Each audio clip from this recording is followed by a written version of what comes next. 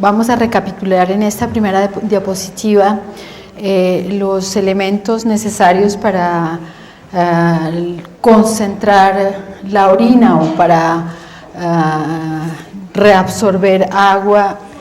Entonces, como ustedes saben, contamos con una hormona que tiene una función antidiurética. La hormona antidiurética es secretada en los núcleos supraóptico y paraventricular y luego viaja a través de estas neuronas magnas que se llaman, que tienen un gran axón, viaja hacia la hipófisis anterior, donde es guardada y secretada cuando se necesita. Y sabemos que esta hormona es secretada cuando existe, es máximamente secretada cuando existe o una carga osmolar o no solamente una carga, es estimulada por los osmoles, pero también por el volumen. Pero que este comportamiento es diferente, la estimulación es diferente con el volumen o con los osmoles. Entonces, cuando estamos en una situación de hiperosmolaridad o de hipervolemia, esta hormona se secreta en forma importante y va a actuar, como sabemos, aquí en el túbulo colector. Pero dentro de toda esta cantidad de litros de agua que son filtrados por nuestro riñón, el 90% son reabsorbidos en el túbulo proximal gracias a la aquaporina 1, como se vio precedentemente en otras charlas en el curso.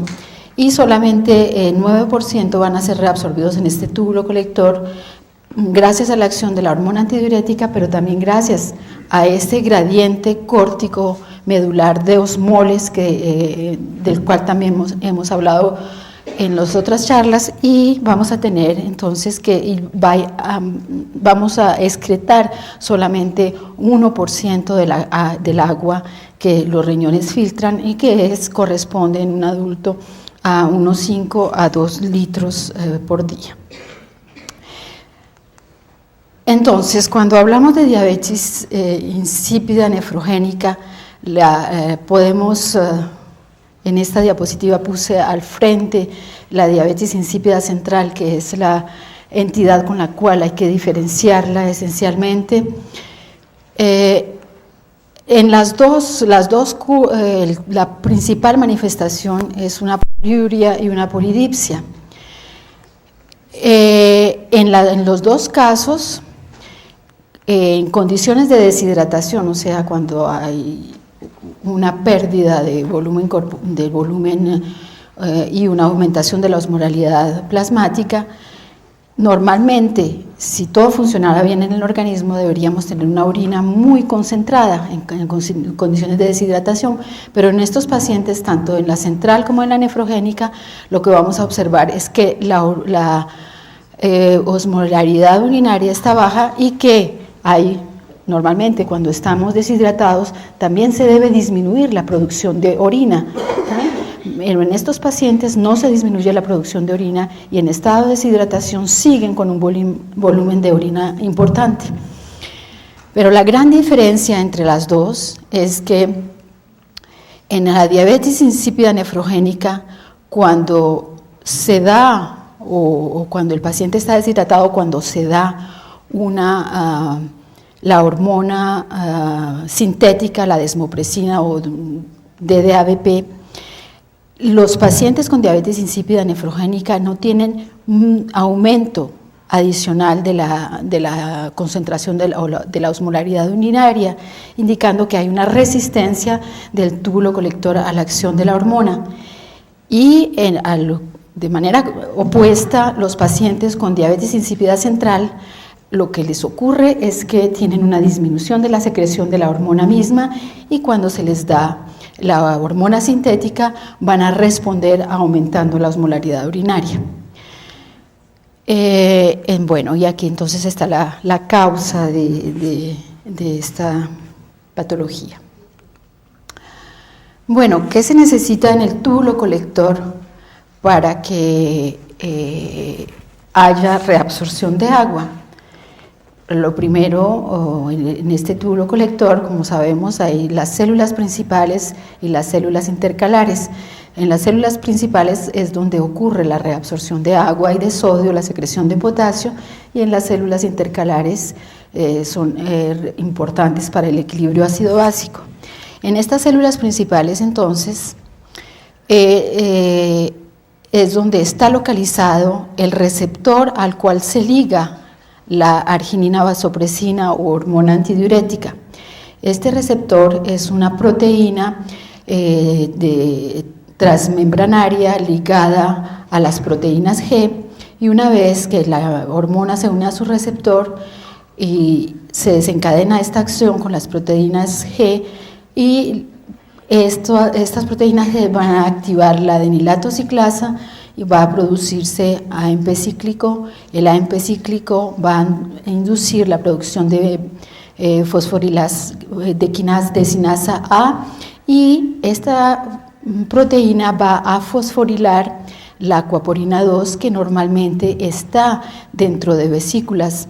Esta acuaporina 2 existe en forma tetramérica y está almacenada en estas vesículas, y una vez que es fosforilada va a insertarse en la membrana apical de las células principales, y allí va a hacer su acción de reabsorción de agua. Una vez que no se necesita más, estas proteínas son de nuevo recicladas y almacenadas en la célula. Entonces el agua va a entrar por estos canales para reabsorberse y va a salir del otro lado de la célula por otros canales de agua, que son las acuaporinas 3 y 4. Y por supuesto, para que este sistema funcione bien, se necesita este gradiente córtico medular de osmoles. Bueno, la diabetes insípida nefrogénica es una enfermedad rara también. La prevalencia estimada es de 1 en 100.000 a 1 en 500.000. Tiene tres tipos de transmisión.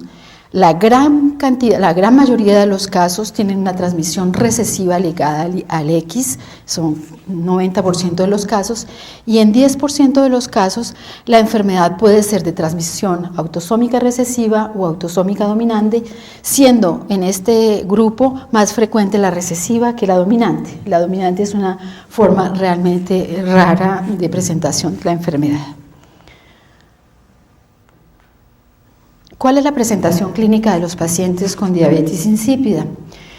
En general se presenta en el primer año de vida y con frecuencia en los primeros meses. Una cosa interesante es que los niños que están alimentados con leche materna pueden tener una presentación un poquito más tardía, y a veces pasa cuando solamente son porque la leche materna tiene una carga osmolar menos importante, y a veces pasa que solamente la enfermedad se presenta cuando cambian de leche, cuando pasan a una leche comercial. Y las manifestaciones clínicas son las manifestaciones de una deshidratación crónica y de una hipernatremia. Entonces estos niños van a presentarse con fiebre, anorexia, vómito, constipación, irritabilidad y un retardo de crecimiento debido a esta deshidratación crónica, y obviamente la poliuria o la polidipsia, pero la poliuria o la polidipsia es difícil de evaluar en los pequeños, entonces ellos no hablan, no dicen tengo sed. Las madres pueden darse cuenta un poco que el pañal está muy lleno de orina siempre, pero es una manifestación que es difícil de evaluar en los lactantes. ¿Qué se observa desde el punto de vista biológico cuando se hace una evaluación de un niño que tiene estas manifestaciones y que está deshidratado? Entonces vamos a tener una hipernatremia, vamos a tener una osmolaridad plasmática elevada con una osmolaridad urinaria baja. Y cuando el niño está hidratado se van a ver osmolaridades urinarias todavía más bajas, del orden de 50 a 100 miliosmoles por kilo. Como les decía, la característica es que no va a haber ninguna respuesta a la administración de la hormona sintética de la DDAVP, pero como les voy a mostrar, a veces hay algunos pacientes, y se ha mostrado que hay algunas mutaciones que guardan un poquitico de función. Entonces puede haber algunos casos en que hay una respuesta parcial a la hormona. Y la otra cosa es que, por supuesto, ellos tienen una secreción normal de arginina vasopresina, entonces la arginina vasopresina va a estar aumentada, va a reaccionar de manera normal en caso de hiperosmolaridad. La forma recesiva, entonces les recuerdo aquí, ligada al X, en general en la presentación se trata siempre de muchachos, de chicos que son afectados sobre varias generaciones y no hay una transmisión de padre a hijo, y las mujeres, como tienen 2 cromosomas X, pueden tener una presentación variable de la enfermedad dependiendo del fenómeno que se llama lionización del X, es decir, que uno de los X se inhibe tempranamente, y si el X que porta la mutación es el que se inhibe, entonces la paciente va a tener pocas manifestaciones, pero si es el X enfermo que queda activo, entonces la paciente va a tener un cuadro un poco más severo. Entonces las manifestaciones clínicas en las mujeres pueden ser variables. Desde 1988 se sabía por estudios de Linkage que las familias con los pacientes que tenían de este tipo de presentación ligado al X se había podido identificar, había una segregación con un locus en el cromosoma X, pero es en 1992 que se hace el clonaje del receptor B2 de la vasopresina y que se identifican las mutaciones en este receptor como responsables de la forma ligada al X. El receptor de la vasopresina es un gene pequeño, está aquí representado. La proteína tiene 371 aminoácidos y, como ven ustedes en el riñón, está expresado esencialmente en el túbulo colector. No sé por qué no están saliendo bien los gráficos, pero también hay un poco de expresión en la rama gruesa ascendente del asa de Henle. Al principio se creía que el receptor B2 de la vasopresina era exclusivamente de localización renal, pero ahora sabemos que este receptor también está presente en algunos otros sitios del organismo, como el endotelio y el oído interno. Pero en el oído interno, por ejemplo, no se sabe muy bien su función. Entonces les decía que las mutaciones entonces en este gene son responsables de esta forma, y en los estudios hechos por el doctor Bichet en Canadá, que ha publicado un grupo muy importante de pacientes, se ha visto que en 25% de casos las mutaciones son de novo, es decir, que la madre no tiene la mutación y aparece solamente en el caso que se está estudiando. Esta es la representación esquemática de la proteína con sus diferentes dominios, y al momento hay más de 200 mutaciones diferentes que se han encontrado en esta pequeña proteína. Entonces, por eso se explica un poco la tasa de nuevo, la aparición de estas mutaciones. Y la mayoría, el 50% de estas mutaciones son solamente mutaciones que cambian un aminoácido por otro, pero también existen otros tipos de mutaciones, como la de lesión completa del gene, como mutaciones de pisaje, de empalme, introducción de codon stop. Bueno, y ha habido mucho con esta proteína, como con la proteína de la fibrosis quística, muchos estudios mostrando el transporte, las alteraciones de transporte intracelular de estas proteínas. Ustedes saben que una vez que una proteína se sintetiza, es necesario que ella siga una serie de transformaciones y de cambios para que sea llevada correctamente a la membrana donde debe estar. Después de la síntesis, entonces está la conformación terciaria y cuaternaria de la proteína, es decir, que se dobla como debe hacerlo. Puede tener también en el retículo endoplásmico la formación de los puentes disulfuro, la N-glicosilación, en el aparato de Golgi la O-glicosilación, la glicolización de lípidos, después están la sialización o la sulfatación en el trans-Golgi, y finalmente la amidación o la fosforilación. Son todos los cambios que sufre a través de este transporte intracelular hasta que llega a ser normal en la membrana.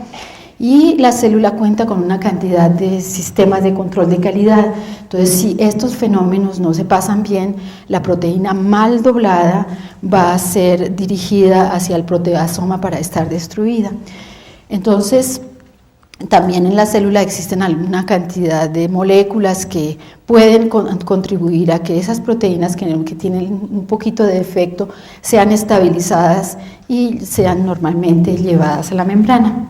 Y entonces ha habido mucho interés con la expresión funcional de los mutantes de este receptor de la vasopresina. Se han estudiado muchísimas mutaciones y se han clasificado en varios tipos. Entonces están los tipos 1, que son las mutaciones que en general introducen codon stop, en las cuales el RNA es inestable y no hay producción de proteína en algunos casos. Las de tipo 2 son las mutaciones en que la proteína está mal doblada y es retenida en el retículo endoplásmico. Las de tipo 3 son las proteínas que pierden la interacción con las proteínas G. Las de tipo 4 son las proteínas que van bien a la membrana pero pierden la posibilidad de ligar la hormona. Y las de tipo 5 son proteínas que son llevadas a organelos donde no deben estar, son mal llevadas a otros organelos intracelularmente. Y la mayoría de las proteínas mutadas que se han analizado para este receptor corresponden en el 50% a una retención en el Golgi. Y como en otras enfermedades ha habido mucho el estudio de tratar de buscar una proteína chaperona para que esta proteína que está mal doblada aquí sea estabilizada y llevada a la membrana. Entonces les voy a mostrar más adelante en los tratamientos, en las perspectivas de tratamiento, cómo hay algunas moléculas que ya se han utilizado para tratar de mejorar esas proteínas que están mal dobladas. La forma recesiva de diabetes insípida nefrogénica, entonces en la historia familiar vamos a tener las mujeres o hombres afectados en la misma proporción.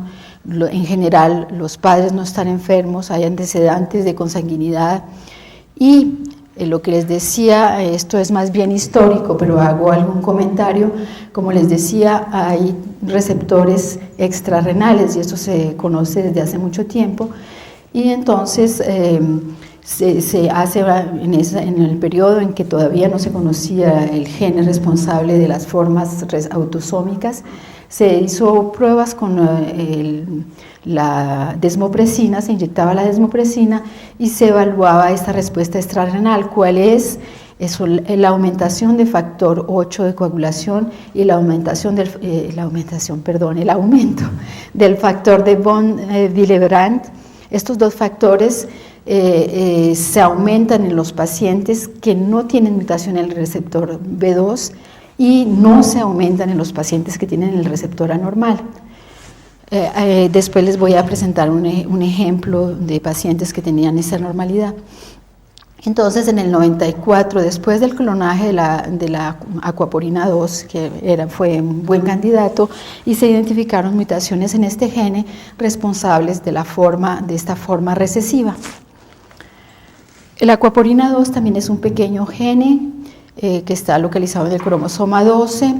La proteína es pequeña también, 271 aminoácidos, y la aquaporina 2, como ven ustedes, es exclusivamente localizada en el túbulo colector. La forma dominante, como les decía, es la más rara. En este caso, los hombres y las mujeres son también igualmente afectados.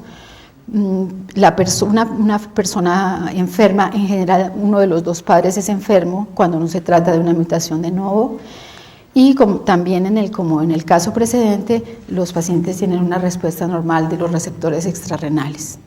Y en el 98 se identificaron mutaciones heterocigotas, pero solamente en el dominio carboxiterminal de la proteína. Entonces, es una localización diferente en la proteína para explicar la forma dominante. Aquí tienen ustedes una representación de la proteína. Es una proteína con 6 dominios transmembranarios. Como les decía, está en tetrámeros, y esta es la forma como tridimensional como se puede ver la proteína, y como les decía, las mutaciones dominantes están localizadas en esta parte de la proteína. La mayoría de las proteínas también de las mutaciones son mutaciones que cambian solamente un aminoácido por otro. Esta aquaporina tiene bastante regulación posttranscripcional, y solamente para decirles que hay muchos sitios de fosforilación en esta parte carboxiterminal que van a determinar la localización. La fosforilización diferente va a determinar la localización diferente de la proteína al interior de la célula. Y ha habido muchos estudios también, incluido estudios animales, modelos animales, para tratar de comprender qué pasa con esta proteína aquaporina que tiene la mutación, para explicar los diferentes tipos de manifestaciones. Entonces, esto sería en un paciente normal. Entonces vamos a tener los tetrámeros de la aquaporina normalmente expresados en el lado apical de la membrana. En las formas recesivas, lo que se ha visto es que las mutaciones responsables de formas recesivas, los tetrámeros son retenidos en el retículo endoplásmico o en el Golgi. Están los dos tipos de forma.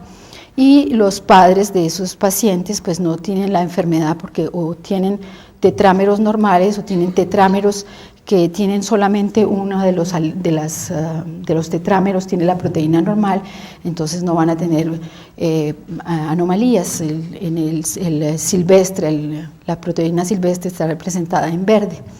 Y aquí los otros son diferentes tipos de mutaciones que se han estudiado. Y en la forma autosómica dominante lo que se sabe es que la proteína, los tetrámeros, puede haber tetrámeros completamente normales porque hay un alelo que está normal, pero cuando existen los tetrámeros que tienen componentes anormales, esta proteína normal es llevada solamente al lado contrario de la célula, pero pueden seguir existiendo tetrámeros con formación normal, lo cual explica que las manifestaciones pueden ser un poco más tardías. Bueno, les voy a mostrar algunos ejemplos de los valores que hemos observado en una serie de nuestros pacientes, de los pacientes por los cuales hemos confirmado genéticamente. Aquí tienen en rojo los pacientes que son los chicos o varones con mutaciones. En azul están las mamás, la mamá. En verde están pacientes con mutación de la aquaporina de forma recesiva, y en violeta está un caso que tuvimos con una forma dominante. Entonces les muestro aquí la edad de diagnóstico. Como pueden ver, está en meses. Como pueden ver, es bastante precoz, pero hay algunos casos en que el diagnóstico se hizo un poquito más tarde. Y aquí ven ustedes la hipernatremia tan importante en esos pacientes. Realmente no hay diferencia en el momento de diagnóstico entre una forma y otra. La osmolaridad urinaria después de la administración de la desmopresina. Entonces aquí ven ustedes lo que les explicaba ahorita en círculos, puse el paciente que tiene una respuesta parcial y que se comprobó después que esta proteína, la mutación que tiene este paciente guardaba un poco su capacidad de ligar la hormona antidiurética in vitro en todo caso. Entonces eso explica un poco el comportamiento diferente. Y ven ustedes que las mujeres concentran de manera intermediaria. Y aquí entonces lo que les decía es un ejemplo de algunos pacientes a los cuales pudimos hacerle este test de la desmopresina intravenosa. Entonces igual ven los pacientes que tenían mutaciones de la aquaporina están en rojo y los pacientes con mutación del receptor B2 en verde. Entonces aquí está ese paciente que respondía parcialmente, pero aquí hay otros que no responden nada, es la osmoralidad. Pero ustedes ven aquí cómo los pacientes que tienen mutación de la aquaporina aumenta el factor 8 y también la renina, se me había olvidado mencionarles, y bueno, no lo puse aquí, pero había también un aumento del factor de von Willebrand. Hay modelos de animales también, se han generado modelos que han permitido estudiar estos medicamentos chaperones también, solo lo menciono en ese sentido, y también para mostrarles que los modelos animales reproducen perfectamente lo que pasa en el hombre, y este es un modelo de knockout del receptor B2 de la vasopresina.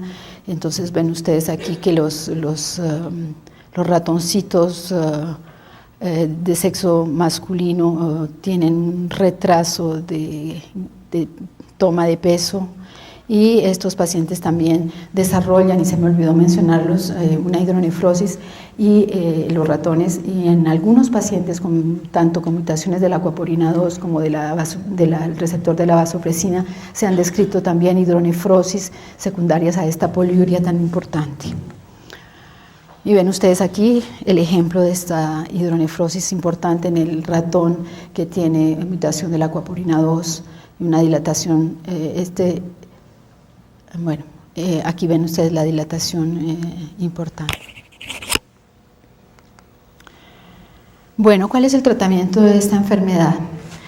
Por supuesto, lo más importante al principio es dar una cantidad de líquidos adecuadas, pero también es importante disminuir la carga osmolar de la dieta.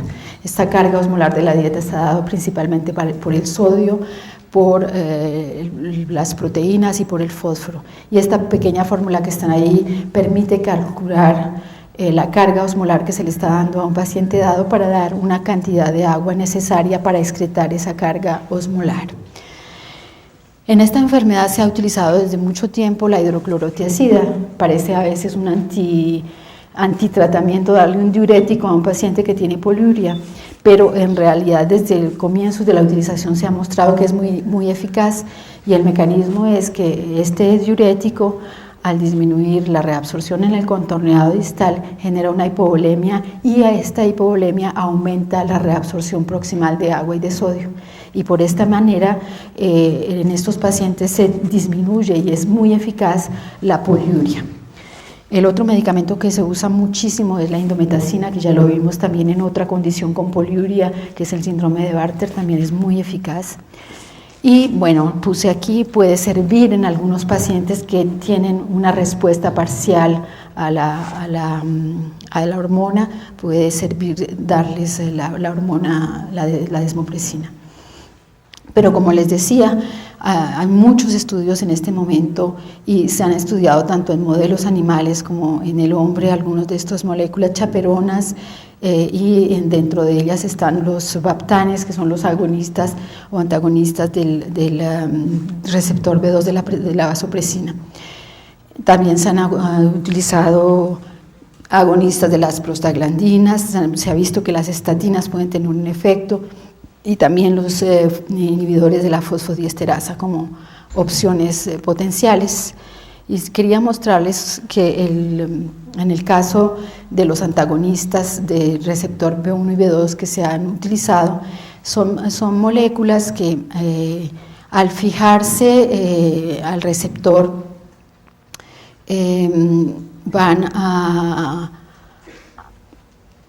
son moléculas que, bueno, entran a la célula, se fijan al receptor y pueden ayudar a estabilizarse, a estabilizar el receptor y a llevarlo hacia la membrana, pero el problema es que una vez en la membrana tienen que liberar ese antagonista para que la hormona pueda actuar. Entonces, en los estudios que se han hecho in vitro, se ha visto que esas son para las mutaciones de tipo 2 que les mostré, que la eficacia de estos componentes va a depender de una parte de la localización de la mutación, de la afinidad por el agonista, porque como les decía, el agonista tiene que liberarse para que la hormona pueda actuar, y de la concentración.